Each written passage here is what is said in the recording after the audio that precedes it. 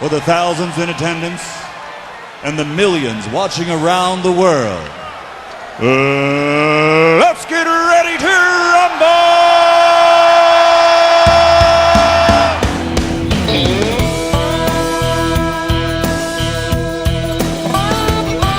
Been out here on this highway, breathing diesel smoke, driving hard for hours, trying to make that Memphis show.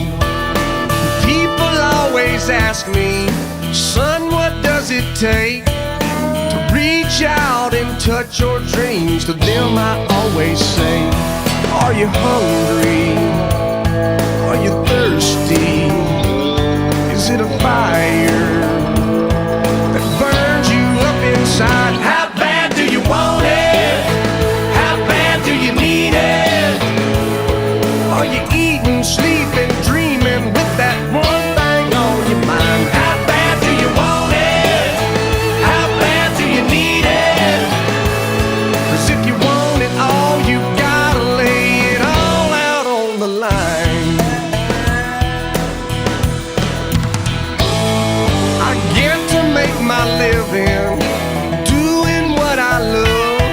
Every night I give my heart and soul. Sometimes that ain't enough. But brother, if you're like me, looking down that road, be careful of that wild wind, son. Sometimes it don't let go. Can you feel it? Can you taste it? Can you hear it? Oh, knocking at your door. How bad do you want it? How bad do you need it? Are you eating, sleeping, dreaming with that one thing on your mind? How bad do you want it? How bad do you need it? 'Cause if you want it all, you gotta lay it all out on the line. That's right.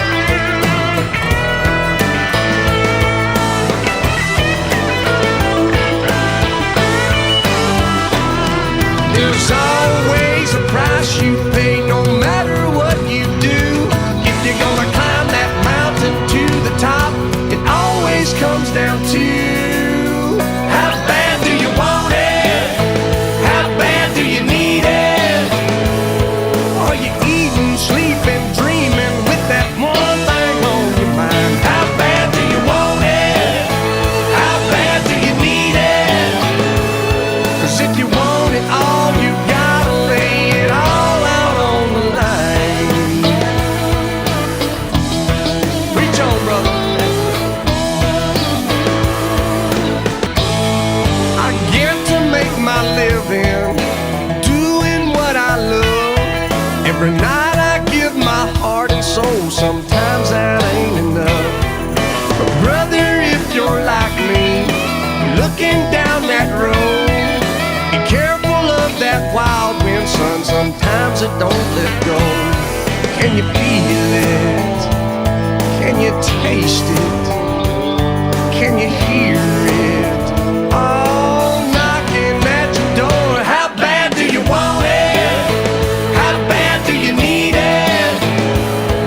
Are you eating, sleeping, dreaming with that one thing on your mind? How bad do you want it? How bad do you need it? 'Cause if you want it all, you gotta lay it all out on the line. That's right.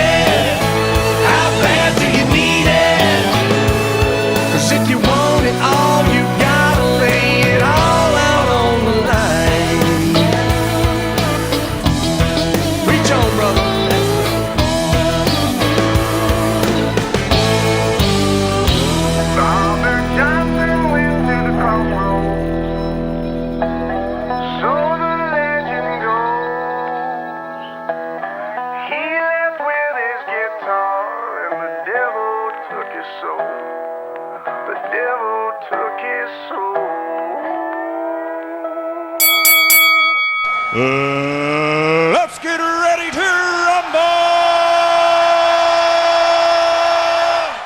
All right, well, welcome everybody. My name's Steve Gauck. I'm a regional agronomy manager at Beck's Hybrids. And we're having a little fun today here with this drone versus sprayers, right? The rematch. Maybe it's starting to become a rivalry, right? We're going to talk a little bit about some of the results we've seen in year 2 of all this. But a little background on me, I'm from Southeast Indiana. I get to help farm with my family down there.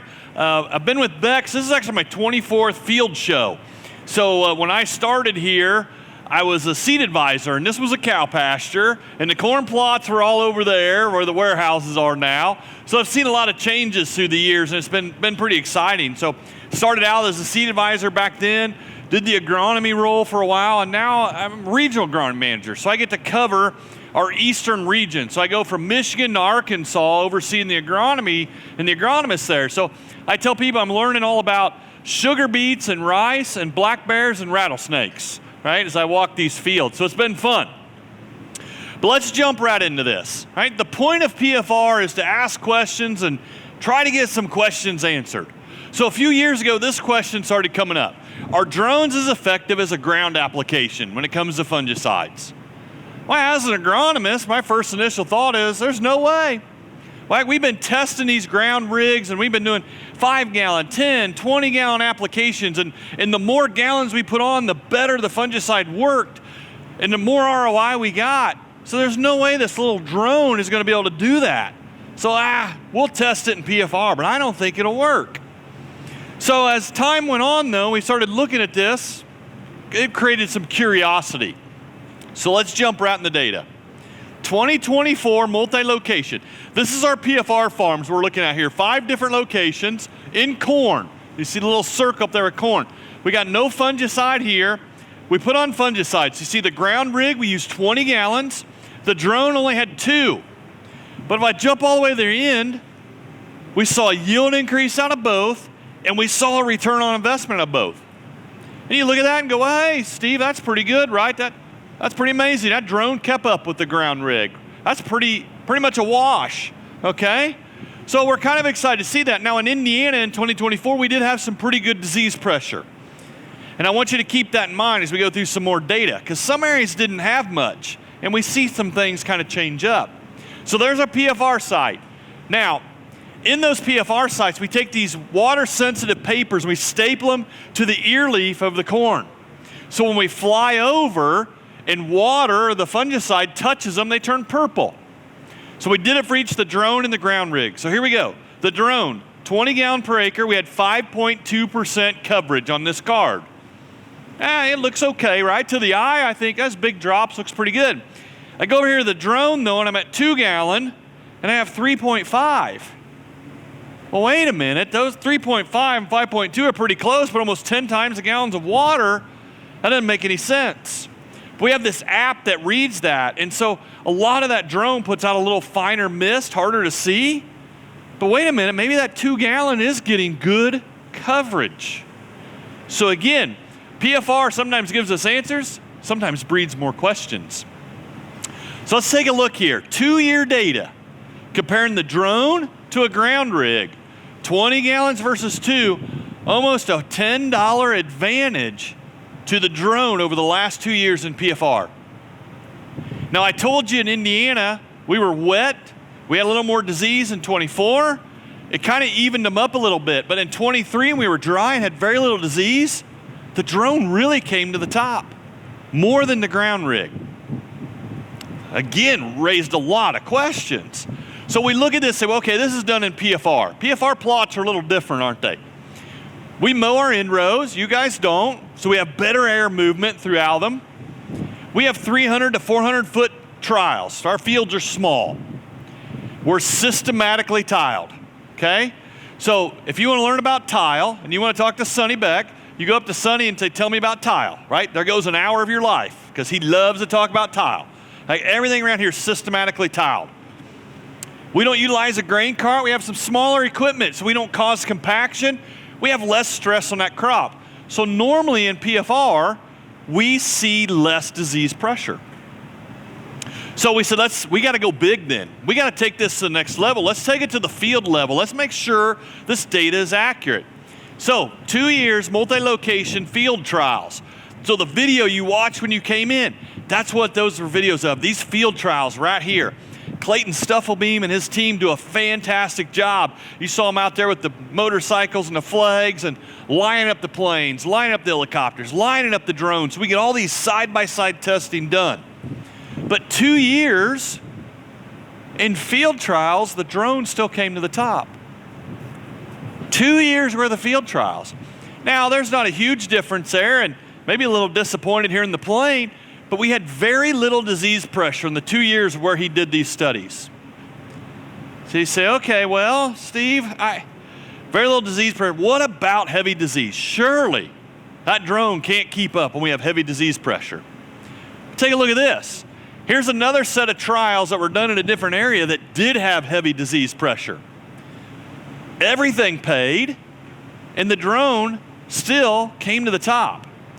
Now, in the heavier years, the drone and the ground rig do even up quite a bit. But in the years without disease, the drone really steps up and has a bigger advantage. But what I really like about this data here is if you have disease, I don't care how you spray it. It pays to spray it, get it done. So one thing this data's done for me is really built some confidence. And I don't care if it's a ground rig, a plane, a helicopter, or a drone, they work, okay? But our curiosity still comes up with the drones. Why do they seem to be working? So we talked about half-life, solution, and pH. So we started getting into some chemistry things here. When I first started in the ag business, I was with a chemical company, and we were just releasing Dual 2 Magnum at the time. And it had this half-life of 45 days. That was the longest in the industry at that time. So the half-life means that is the number of days a product is viable, right, halfway. So 45 was halfway from that standpoint. So 90 days worth of control is what we were trying to get. So half-life is how they kind of measure that. So we started looking at that here. We said, okay, I got a pH of 9, a pH of 7, a pH of 5. I'm looking at the water carrier for fungicide. Look at this. At a pH of 9, the half-life is only about 2 minutes. It's not very long to get in that plant, is it? pH of 7, I'm at 3 hours. They go to 5, I'm at 10 hours. That's a huge swing based on the pH of water. Now, this is actually all out of some Purdue research that shows us this. So he said, okay, Steve, well, what's that matter? Why do you bring it up? Well, water only that we used in our trials was a pH of 7.9. We took Moravis Neo, which was a pH of 5.78, and added it. 20-gallon mix in our ground rig, we lowered the pH 10% by adding the fungicide in to 7.1. But the drone, only being 2-gallon, same amount of fungicide, lowered it 19%. Lowered the pH because it was more concentrated. Well, why does that matter? Well, let's go back. Take a look at this. I told you a pH of 7 is where our ground rig went to. We're at 3 hours. I went to 6.4, which would fall somewhere in here. What if I gained another hour? Maybe I gained an hour and a half. I'm at 4 to 4.5 hours. That much more time that product getting to plant. And you say, well, that makes sense. We actually did a little research this morning. We're having a conversation with a bunch of agronomists. One of them said, hey, just read an article that said, on average, when a droplet of fungicide hits a plant leaf, it takes 4 hours for it to fully get into that leaf. Well, that's the difference right there between the drone and the ground rig, right? I added that another hour. Okay, so pH may be part of it. And so guys go, well, that's simple enough. I can lower my gallons in my ground rig. I can cover more acres, and I can raise the pH, right? Make it more concentrated. Well, that's true. But we still weren't seeing the same results that we were out of the drone. So what's the next factor that plays into that? Now, I know this picture is a little blurry, but it came out of that video, and you got your drone taken off. Look right through here. What's happening to that corn crop? Man, that's just a whipping all over the place, right? The downforce of those blades into that corn crop is just whipping around. Now, if you were paying close attention to that video and the drone with the camera that was chasing the spray drone, what was happening to the lens when he flew? You saw dots on it, right? You saw water hitting it. So it's stirring that fungicide up. What if it's putting fungicide on the bottom of the leaves, the top? actually working down deeper. So in terms of coverage, 2 gallons is going farther than 20 because of how much the plant we're getting some fungicide on. So is that downforce the changing factor? We think it plays into it. But we said, okay, that's corn. What about soybeans? We're going to throw in the soybeans here. So 2024 multi-location, we put fungicide, no fungicide. Well, I got a yield increase, but shoot, I lost money. Can't afford to lose money, especially a year like this, right? But wait, R3 application of fungicide and PFR has been one of the most consistent, profitable things we've done. What happened in 2024? Well, as an agronomist, right, we have 2 favorite answers. It depends, and it was the weather, right? That's our answers. Well, it was the weather. Take a look at this. This is a map of departure from rainfall in August. What happens to beans if they don't get any rain in August? They're not worth anything, are they? So everywhere but in Indiana was below average rainfall in August. So we put the fungicide on, still got a yield increase, but because the yield was dropping so fast from it being dry, we couldn't offset it and make it profitable.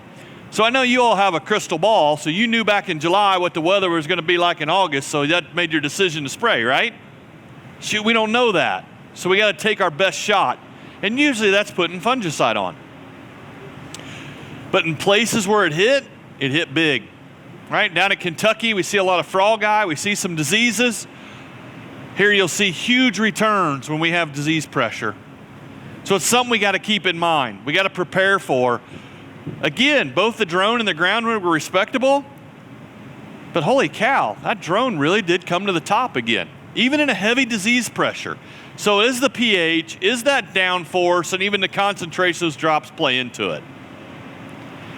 Now, if we look at 2-year multi-location on soybeans, so all the PFR from the last 2 years, almost a $14 advantage to the drones. So disease or no disease, the drone's been coming to the top. Next question I always get on drones is, well, some have nozzles, some have atomizers, okay? So nozzles, for me, I feel pretty comfortable with. We run sprayers, we know our nozzles. But this atomizer, I would say, is a little bit old technology. So they're underneath that drone blade, the water, the fungicide comes down and hits this disc, and that disc is spinning, and it's got slots in it where the product falls in and it wings it out there, right? That's how it works. It's very common, and most of our studies have been done with that system on a drone. So we looked at that and said, okay, well, which one's better? Well, the atomizers, you can change the speed of them. So you see we have it set at 24%. A lot of people, when we talk about this, they also talk about microns. But you'll see the coverage there is pretty good. Now, those were papers laid out like here on the stage that we flew over. They're not in the canopy. That's why the numbers are higher than that original one I showed. But we wanted to see what it looked like. Well, then we came back across with nozzles. Well, coverage is very similar. But look at the difference in the droplet size. This looks more like a ground rig versus that. So, again, PFR creates questions. We see a difference here. Will it matter if I have a nozzle or not? Is there an advantage? So, something to be on the lookout for in the PFR book. But we also learned something here. Because you can change the speed of these atomizers, it's really important to know what that speed should be for your product and your drone and your spray pattern. Because here, as we sped them up, we lost coverage. So if you have a drone or you're hiring drone work done, these are good questions to ask, right? Have you been calibrated for the product you're spraying and for the right speed? It's not hard to do. It's an easy adjustment, but we need to know what that is. Now also pattern tests are interesting. So pattern tests, you get this chance of, you lay this string out and you put dye in the drone and you fly over it and it colors it. You can send it off and they analyze it. So we pattern test all our drones. So here you'll see we had a wind at 7 miles an hour. We had a crosswind at 3.1. We're flying at 15 feet above the crop. We had our atomizers set at 30%. That was our pass. Green, blue, and orange are each an individual pass. We made 3 passes over that string. Now here's the problem. 0 right here is where the drone was flying. That's the center of the drone. Does that look like a great pattern? Not really, right? I mean, I guess if you're going the same way every time, you're fine until that last pass, right? It's going to get nothing, okay? But the trees on the first pass got a really good coat of fungicide. So it's not really a good pattern. So are you asking, do you have your drone calibrated and set for a pattern? Do you know where it is? Well, look at this second test. Our winds actually picked up, but we dropped to 10 feet, kept our 30 mile an hour, but we slowed our atomizers down. Here's where 0 is. That's a much better pattern. So from this, we learned at those settings, I'm at a 26-foot swath. Okay, it's not what the owner's manual told me. It should be a 30, it should be a 40-foot swath, because you can adjust that by changing the speed of the atomizers, right? But that may be wrong for the application or for the pattern. So are you pattern tested? Makes a big difference. Okay, so as I think about drones, right, there's a lot of things to consider. I got batteries, I got to charge them, I got to have my license, I got to know all this stuff. Well, even the ground rig, right? I got to fuel it, I got to have a tender truck, I got to have my applicator's license, all that stuff too. So there's a lot of things to consider. One works well for you, one doesn't. But what I think is interesting, there's one thing that we don't think about with our ground rig as much as we do the drones, and that's this right here. So if you've got a drone and the spraying doesn't work out, you can use them for silage choppers, okay? When they hit the ground, they do a lot of damage. Fortunately for our team here, the drone wasn't hurt. The guy's pride might have been a little bit, had to go pull it out of the field and carry it all the way back, but we got it back up and going. So hopefully after the little drone talk here, you're confident in using a drone, using a ground rig, using a plane, using a helicopter. They all work, they're all effective, okay? Use the PFR Proven Practices such as timing in early in the morning, spraying with a dew on, R3 on beans, R1 on corn. Those things don't cost you anything, and we know they're profitable. So be confident, no matter what. If you got disease, just get it sprayed, okay? So speaking of sprayers, another question we get a lot is on the See and Spray technology. So we're switching from fungicides, now we're going to herbicides a little bit. So what is See and Spray? All right, we got all these cameras across the boom, and as you're driving, those cameras go, oh, I see a weed, turn on nozzle 15. I see a weed, turn on nozzle 10. Right, they're spot spraying as you drive through that field. Pretty neat technology. But again, the question is, well, is it effective? Should I spend this money for it? So we set up a protocol. We got 4 different passes across the field. Every pass got the same pre-emerge program. We got boundary. And I tell people I get a little bit on a soapbox here because I started in this industry before Roundup beans. And so at that point, right, we loaded up on pre-emerge herbicides because any weed that came up was a disaster. We had nothing post that we could control it with. So we had to do it all with residuals. Then Roundup came out and we go, oh yeah, let's just go spray a little bit. It's easy, it kills everything. And now we're to where we are now, right? We've got resistant weeds. So for any soybean program to work, we've got to have a strong pre-emerge herbicide down. So we use boundary here. All right, we come back with our post-pass. So about V4 on soybeans. We're broadcasting a residual. Here we used Anthem Max. Many of you may use Warren, you may use Dual, you may use other things, right? We're using a residual down, and then we're using contact herbicides. In our trial, we used Roundup, Enlist 1, and we had clethodim for volunteer corn. Now the See and Spray, we pulled out the Anthem Max. Why is that? The premium package on See and Spray is a single tank, can only run one type of product, so we just did contact herbicides, and then that's what does your spot spraying. But the ultimate down here on the bottom is actually a 2-tank system. So we've got a boom that'll spray your residual constantly across the field. Second, in front of the boom, the second set of nozzles will spot spray as you go across. You run 2 products. Maybe you run a foliar feed and you do this spot spraying. So that's what we did there. So the ultimate then got a broadcast application and the See and Spray spot spraying. Now, post-emerge here on the second pass, we came back. We're going to try to clean up any escapes. So we just used See and Spray, and we used Roundup and Enlist 1.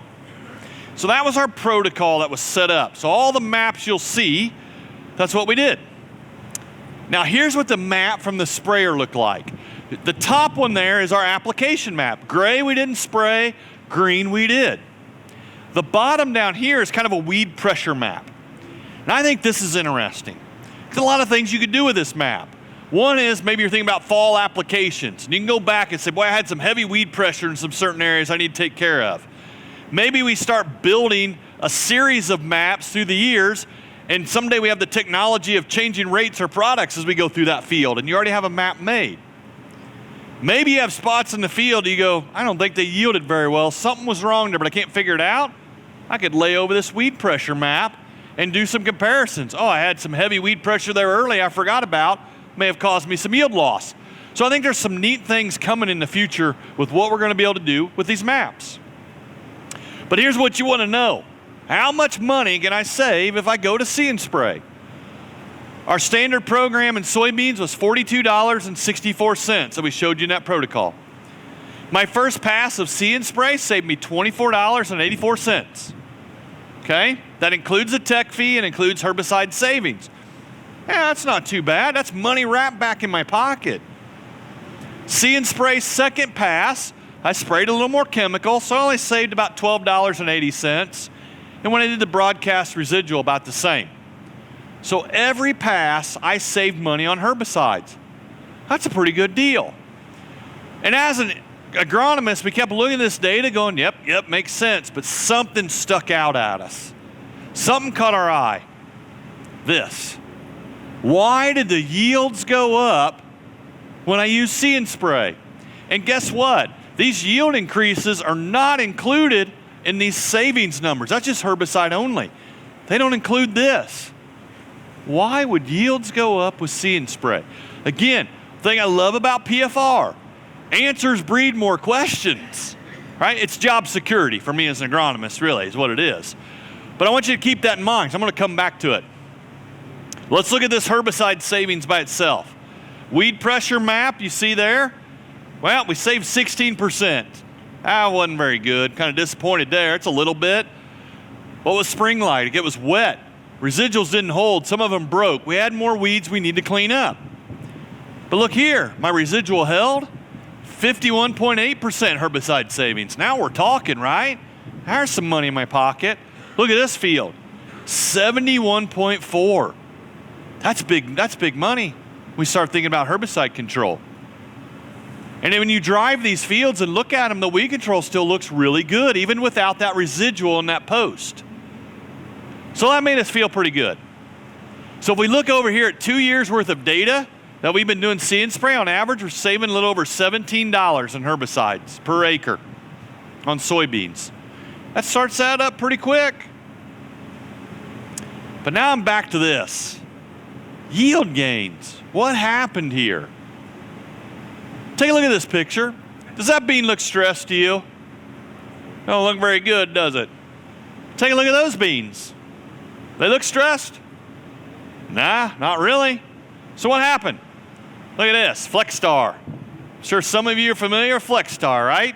Go back to your non-GMO days, it's a burner, right? It's a contact herbicide, it's hot, it burns those leaves. It's good weed control, but man, you're the talk of the coffee shop when you spray FlexStar, right? Well, let's take a look over here on the right. On the left, no herbicide. On the right was in list 1. Okay, what point are you trying to make here, Steve? Think about in list 1, they're tolerant to it, right? Sprayed 2,4-D, no big deal. They're tolerant. Well, think about this. What if?